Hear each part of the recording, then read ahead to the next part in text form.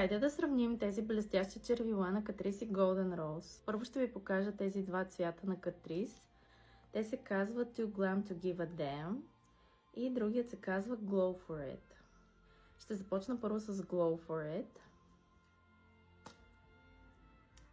Ето, за да видите как изглежда.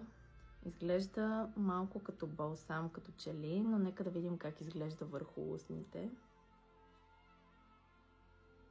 Доста добре изглежда и е доста хидратиращо също. Много леко седи върху устните и имаш усещането, че носиш наистина някакъв тип балсам. Нещо между балсам и гланс за устни. Сега ще ви покажа и цветът Too Glam to Give a Damn. Ето го и него.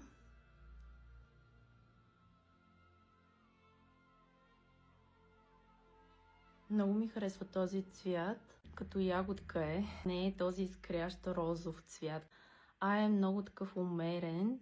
Както ви споменах, текстурата е много лека.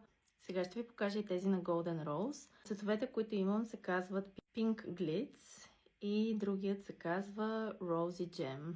Ще започна с розовия, тъй като ми е любопитно да видя колко розов ще бъде. И ще видим дали има разлика в текстурата и колко блясък излиза. Ето го и цветът. Изглежда много готин.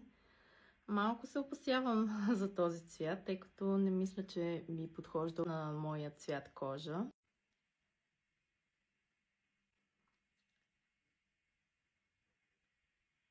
Очаквах да е много по-блестящо, с много повече брокати, но се усеща като балм върху устните.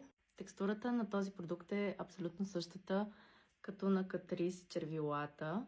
Очаквах да е много по-брокатено и да е като червило, но явно идеята е друга.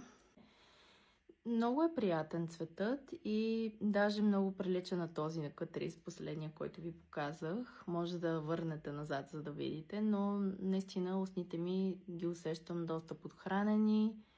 Цветът е добър, има блясък. И сега ще ви покажа цвят Rosy Gem.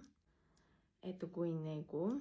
Много красив е. Този определено, така като го гледам, ще ми е фаворит.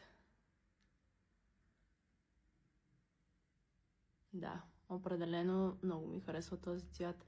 Другите също са много готини, но този наистина би го ползвала доста повече от останалите. Ето го и по-отблизо. Тези имат малко повече пигмент като че ли.